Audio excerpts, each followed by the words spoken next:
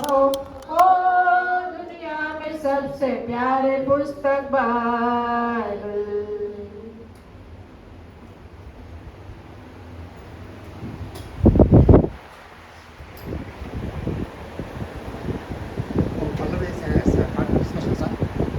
भले भले మాట బంగారు మాట బైబిల్లో మాట యేసు మాట భలే భలే మాట బంగారు మాట బైబిల్లో మాట యేసు మాట నా జీవితాన నీ జీవితాన మరువని మాట యేసు మాట.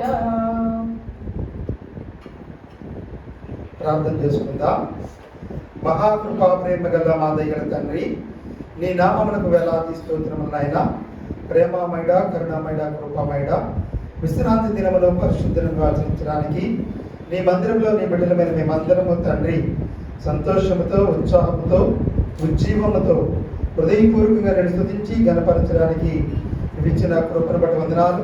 ఈ సమయంలో నీ సేవకుడు బోరుగా వాడుకుని ఆరాధనా వాక్యాన్ని మాకు అందించండి.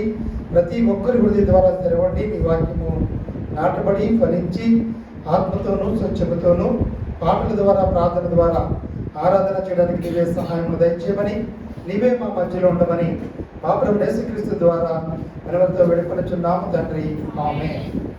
సిస్టర్ గారు 5వ నెంబర్ ప్లాన్. ఈ సమయంలో ఆరాధన కొరకు ఏర్పరచబడిన వాక్య భాగాన్ని చదువుకుందాం. ఎజ్రా 3వ అధ్యాయం 5వ వచనం తీయండి. ఎజ్రా గ్రంథం పేజ్ నెంబర్ చెప్పండి ఎవరైనా. ఎజ్రా రెండుసార్లు చెప్పండి. ఎజ్రా 3వ అధ్యాయం 5వ వచనం లాస్ట్ లైన్. ఓకే, అందరు తీశారు కదా. ఎజ్రా 3వ అధ్యాయంలో 5వ వచనంలో లాస్ట్ లైన్ నేను చదువుతున్నాను వినండి. కొంచెం చదవండి ఎవరైనా. ఒక్కొక్కడు అక్కడి నుంచి చదవండి. ఒక్కొక్కడు తెచ్చిన స్వేచ్ఛార్పణలను అర్పించుచూ వచ్చింది. చూడండి, ఎజ్రా గ్రంథం 3వ అధ్యాయం 5వ వచనం లాస్ట్ లైన్ ని చదువుతున్నా. ఒక్కొక్కడు తెచ్చిన స్వేచ్ఛార్పణలను అర్పించుచూ వచ్చింది. అలాగే ఎజ్రా గ్రంథం 3వ అధ్యాయం 2వ వచనం చూడండి, లాస్ట్ లైన్. దైవజనుడైన మోషే నియమించిన ధర్మశాస్త్రమునందు వ్రాయబడిన ప్రకారముగా దహన బలులు అర్పించుటకై ఇశ్రాయేలీయులు దేవుని బలిపీఠమును కట్టిరి. ఇక్కడ చూడండి 5వ వచనంలో ఏం చదువుకున్నాం? ఒక్కొక్కడు తెచ్చిన స్వేచ్ఛార్పణను అర్పించుచూ వచ్చింది. ఒక్కొక్కడు తెచ్చిన స్వేచ్ఛార్పణను అర్పించుచూ వచ్చింది.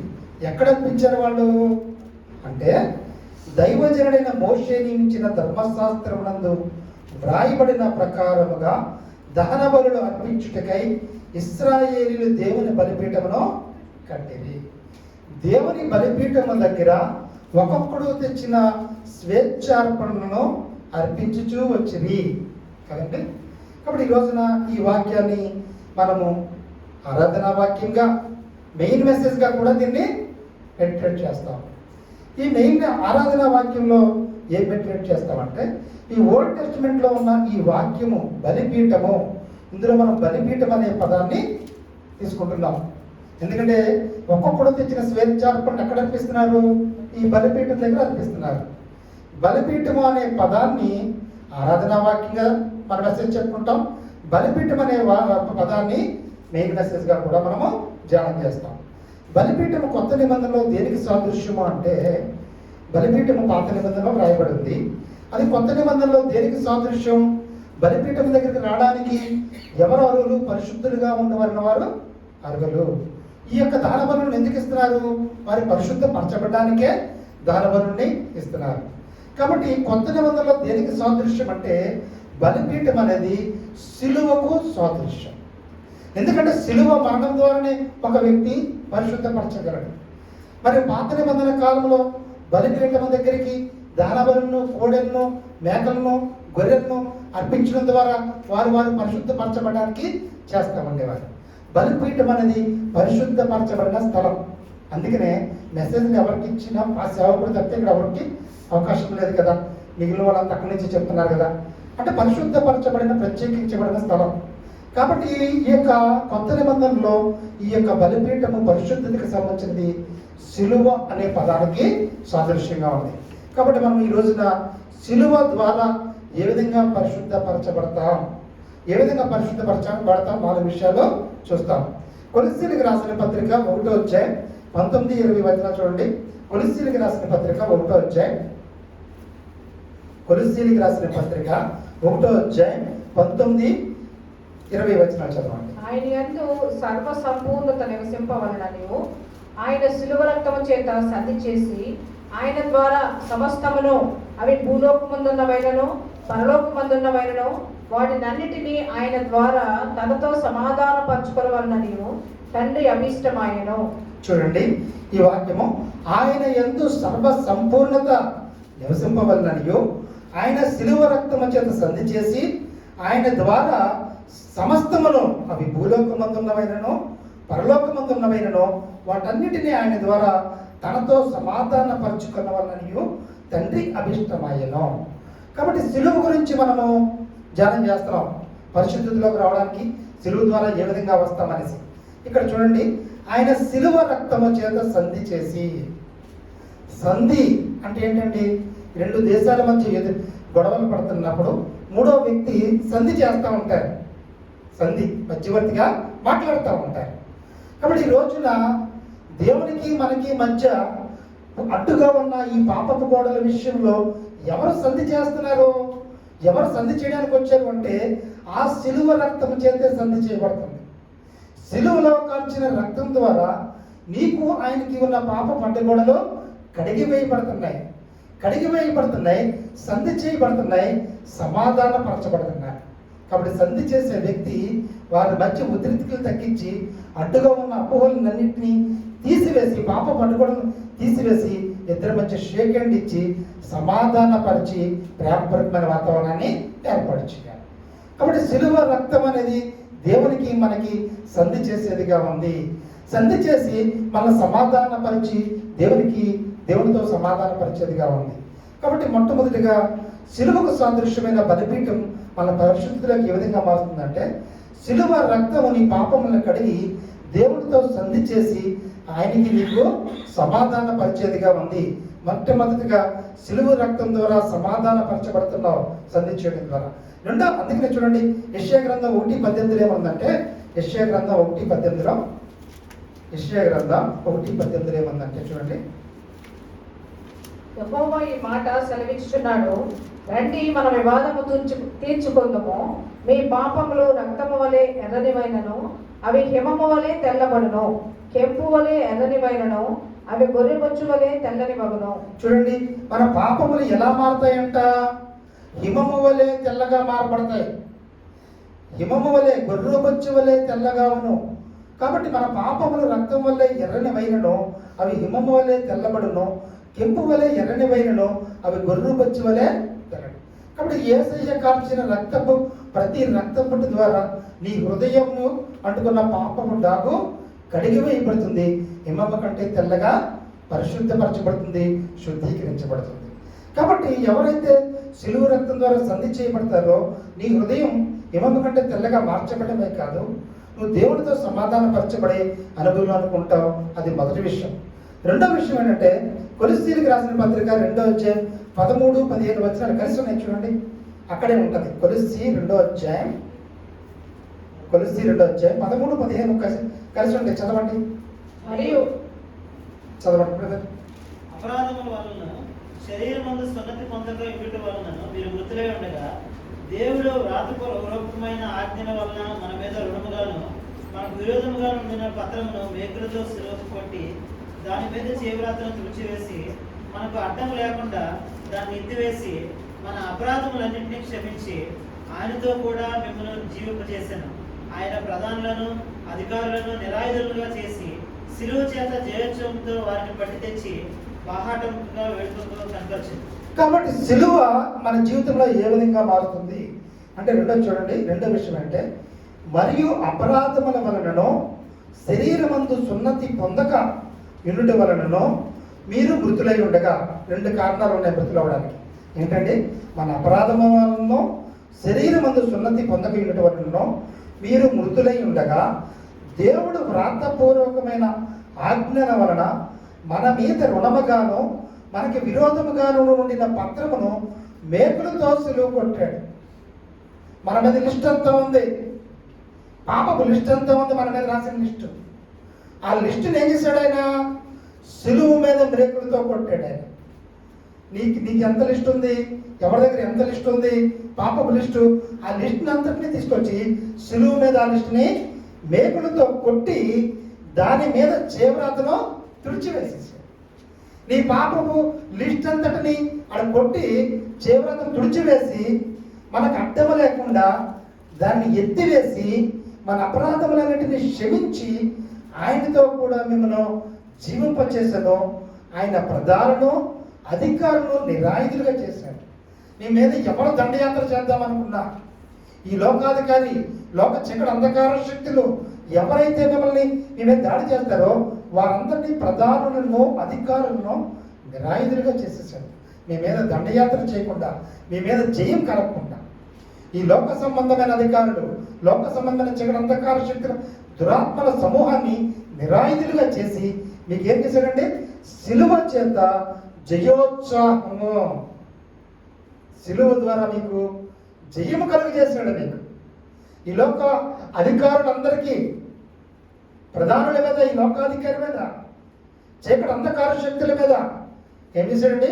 మీకు సిలువ ద్వారా జయోత్సాహము, జయము కలిగిన ఉత్సాహాన్ని మీకు కలిగి చేసి వారిని పట్టి తెచ్చి బాహాటముగా వేడుకగా కనబరచాడు. చూసారండి? బాహాటముగా పండుగ చేసుకుంటున్నాడు. మీరు సిలువ ద్వారా మీరు పొందిన జయము, దాని ద్వారా ఉత్సాహాన్ని బాహాటముగా వేడుక చేస్తున్నాడు. అందుకనే మనం బాహాటముగా సంతోషంగా పాటలు పాడుకుంటూ మరి బాప్తిసం ఇచ్చినప్పుడు ఏం చేస్తున్నాం? అందరూ పాటలు పాడుకుంటూ వెళ్దాం. చక్కగా మరి అక్కడ బాప్తిసం ఇచ్చి జయోత్సాహంతో ఆనందగానంతో బాహాటముగా వేడుకుంటూ వచ్చాం. ఎందుకు? జయం పొందాడు. ఈ లోకాధికారి మీద జయాన్ని పొందాడు. కాబట్టి సిలువ అనేది మన జీవితంలో జయమును, జయోత్సాహాన్ని నింపేదిగా ఉంది. రెండోది ఏం చేస్తుందండి? సిలువ ప్రతి విషయంలో జయోత్సాహాన్ని నింపేదిగా ఉంది. మూడో విషయం ఏంటంటే 1 కొరింథీ 1:18.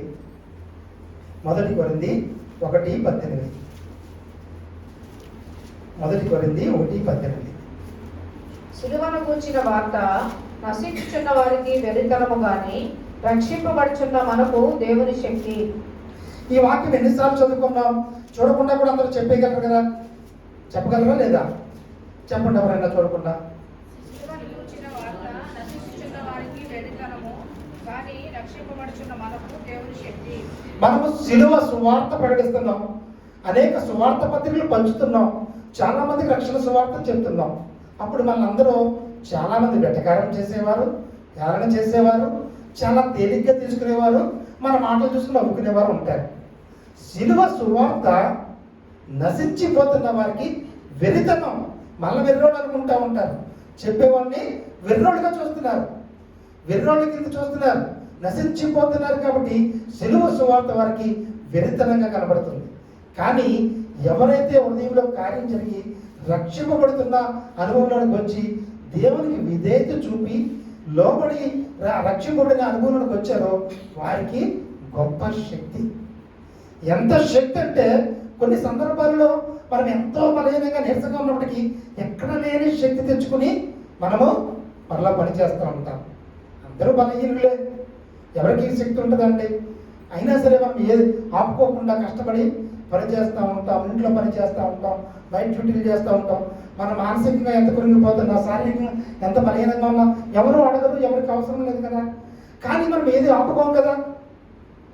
కుటుంబం అనే ఓడన నడిపించుకోవడానికి ఎంత ప్రయాసపడుతూ ఉంటాం. మనసు బాగోకపోయినా, మనసుకి కష్టం కలిగినా, ఎవరు అన్నా మా మానసిక ఒత్తిడి పెరిగినా, శారీరకంగా బలహీనంగా ఉన్నా ఏం చేస్తామంటే కుటుంబం అనే ఓడని నడుపుతానే ఉంటాం. కాబట్టి ఆ శక్తి ఎలా వస్తుంది? ఆ శక్తి ఎలా వస్తుంది? ఆ శక్తి ఎలా వస్తుంది? కుటుంబాన్ని ఎలాగైనా మునిగిపోకుండా చూడాలి, ఓడ మునిగిపోకుండా చూడాలి. మన పడవ, కుటుంబం అనే పడవ మంది మునిగిపోకూడదు అనే ఒకే ఒక కారణంతో ఎన్ని తుఫాన్లు వస్తున్నా మరలా ఒక్కలే అలా లాగుతూ ఉంటాం. కుటుంబాన్ని నడిపేది ఒక్కోసారి ఇద్దరు ముగ్గురు నడుపుతారు, కొన్ని సందర్భాల్లో ఒక్కలే నడుపుతూ ఉంటారు మిగిలిన వరకు. కాబట్టి అలా నడుపుతూ ఉంటాం. అలలు వచ్చినా తుఫాన్లు వచ్చినా ఆ కుటుంబ ఓడని నడుపుతూ ఉంటున్నప్పుడు ఏ విధంగా శక్తి తెచ్చుకుంటున్నాం, ఏ విధంగా బలం తెచ్చుకుంటున్నాం, ఆ పిల్లల్ని చూస్తూ ఉంటాం. వారి గురించి మన వ్యాధులు బలహీనతలు మర్చిపోతూ ఉంటాం కదా, మర్చిపోతారు కదా. పిల్లల్ని చూసి అసలు మనం తిన్నామా లేదా కూడా మర్చిపోతున్నారు, మన అన్నయ్య మర్చిపోతున్నారు, అన్నీ మర్చిపోతున్నాం. ఎందుకంటే వాళ్ళకి భవిష్యత్తు ఇవ్వాలి, అదే వీళ్ళు జీవించేయం. కాబట్టి ఈ లోకంలో దేవుని శక్తి ఎలా వస్తుంది రక్షింపబడుతున్న వారికి? దేవుని శిలువ మరణం ద్వారా మనం కూడా నిత్య జీవానికి వెళ్తాం. ఆయన పాపులను అందరినీ ప్రేమించి మన కొరకు ప్రాణం పెట్టాడు. యేసుక్రీస్తు అందరికీ ప్రభువు, అందరినీ ప్రేమించి అందరి కొరకు ప్రాణం పెట్టాడు. ఇది ఒకరి కోసమే పెట్టలా, క్రైస్తవుల కోసమే పెట్టలా, పరిశుద్ధుల కోసమే పెట్టలా, విశ్వాసుల కోసమే పెట్టలేదు. ఆయన అందరికీ ప్రభువు, అందరి కొరకు ప్రాణం పెట్టాడు. ఆయన సిలువలో నీతివంతుడై ఉండి, ఆయన మంచివారై ఉండి ఎవరో ఒకరి కోసం ప్రాణం పెట్టలేదు. కానీ ఆయన అనీతిమంతుల కోసం, పాపుల కోసం ఆయన నీతిమంతుడై ఉండి యవన కాలంలో నీ కొరకు నా కొరకు ప్రాణం పెట్టాడు. కాబట్టి ఆ ప్రాణం పెట్టిన సిలువ మరణాన్ని జ్ఞాపకం చేసుకుంటూ మనం శక్తిని పొందుకుంటూ ఉంటాం. ఈ లోకంలో మనకి ఎవరికి శక్తి లేదు. రక్షింపబడుచున్న మనకి గొప్ప శక్తి, ఆ శక్తి ఉంది. కాబట్టి అనేక మంది హతసాక్షులైపోతున్నా, అనేక మంది అవమానపడుతున్నా ఆ సిలువ, ఆయన మరణాన్ని, ఆయన సిలువలో పొందిన అవమానాన్ని, సిలువ పొందిన దెబ్బల్ని, ఆ వాటిని చూస్తూ ఈ లోక అవమానాన్ని చాలా తృణప్రాయంగా పక్కకు పెడుతున్నారు. ఈ లోకంలో జరిగే నష్టాన్ని తృణప్రాయంగా పెంట కుప్ప మీదగా దాన్ని భావిస్తున్నారు ఈ లోకంలో ఉన్న వాటిని. కారణం ఏంటంటే ఆయన శిలువ శక్తి అంత గొప్పది. ఆ శిలువ శక్తి మనం లేకపోతే ఈ లోకంలో ఓర్పు, సహనము, ప్రేమ మనం కనబరచలేము.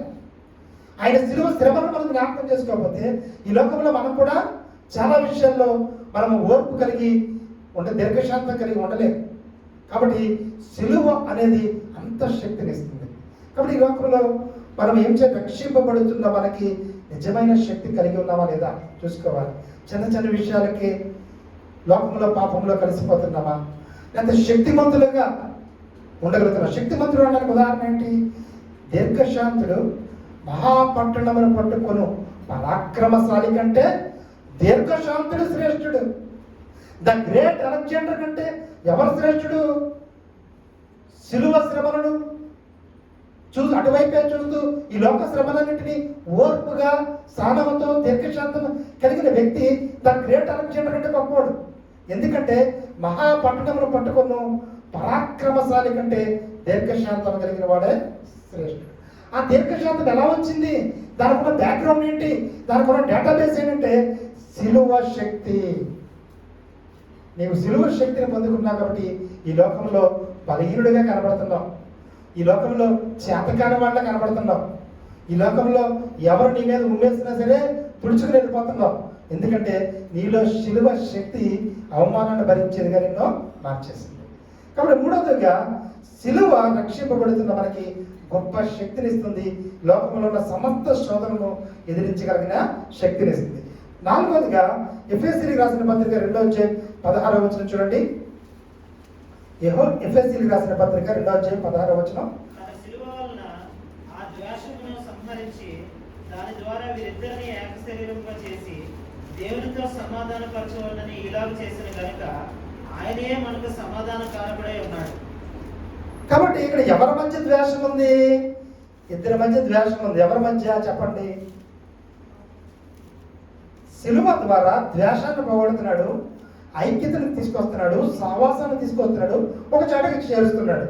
ఎవరెవరి మధ్య ద్వేషం ఉంది అక్కడ? ఆ కాంటెక్స్ట్ లో ముందు చదవండి.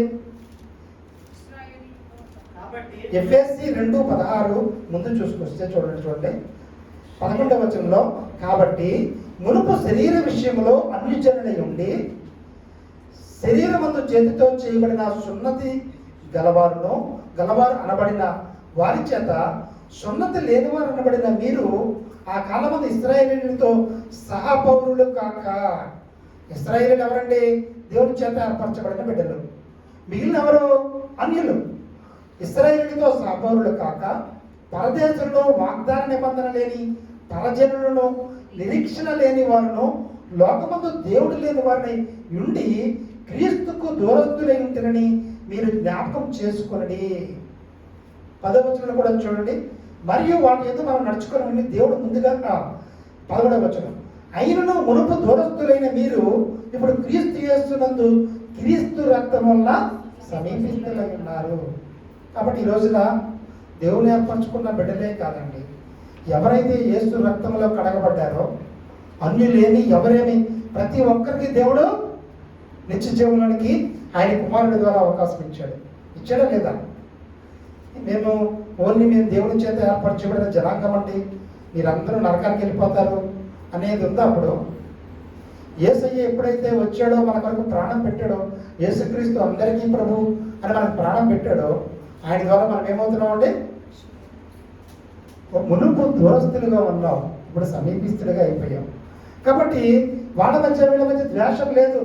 తన సిలువ వలన ఆ ద్వేషమును సంహరించి దాని ద్వారా వీరిద్దరిని ఏక శరీరంగా చేసి దేవునితో సమాధానపరచవలని ఇలాగ చేసిన కనుక ఆయనయే మనకు సమాధాన కారకుడై మనకు సమాధానాన్ని ఇంకా కలిగించాడు. ఆయన నీకు వాళ్ళ దూరస్తులు, వాళ్ళ గొప్ప వీళ్ళ గొప్ప అని లేదు.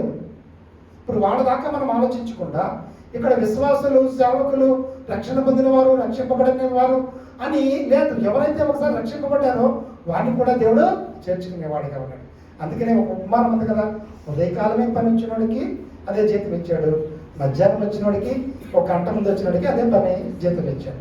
వీళ్ళందరూ సడుక్కున్నారు, నేను కష్టపడి ఉదయం నుంచి పని చేశాను కదా, మాకు జీతం ఇవ్వాలి కదా, మాకు జీతం మాకేమి వాడికి మాత్రం తక్కువ అన్నట్టుగా వీళ్ళు సడుక్కున్నారు. కానీ దేవుడు ఏంటంటే ప్రతి ఒక్కరిని ఆయన రక్షించడానికి ఇష్టమైన వ్యక్తిగా ఆయన ఉన్నాడు. అందుకనే ప్రతి ఒక్కరికి కొరకు ప్రాణం పెట్టాడు, ప్రతి ఒక్కరిని రక్షించడానికి ఇష్టపడ్డాడు. కాబట్టి వాళ్ళందరినీ ఏక శరీరముగా ఒక సహవాసంగా ఇక్కడ ఏర్పాటు చేశాడు. ఎప్పటి నుంచో రక్షణ పొందిన వారు ఉండొచ్చు, 20 years నుంచి 30 years నుంచి. నిందగాక మన రక్షణ పడిన వారు ఉంటారు. వారు వీరు కూడా ఐక్యతగా దేవుని సహవాసంలో ఆరాధన చేస్తూ ప్రభు బలిలో పాల్గొనే అవకాశాన్ని ఇచ్చాడు.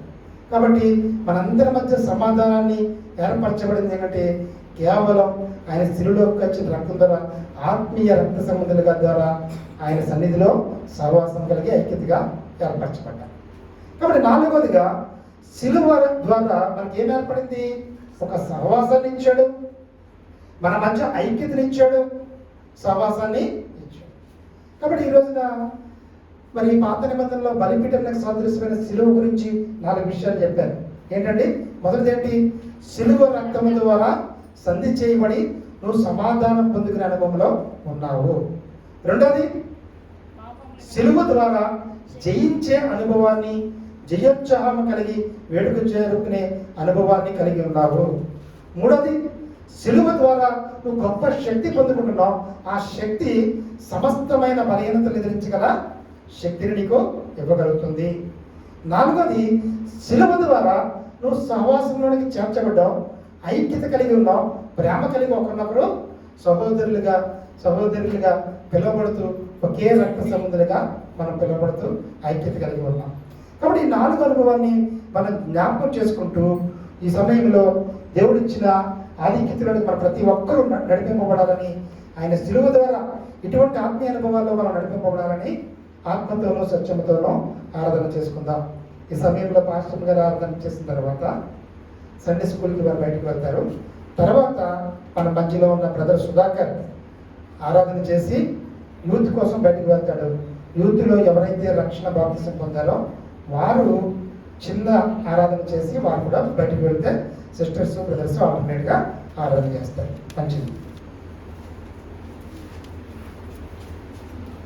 నశించు వారికి నీ సిలువ వెర్రితన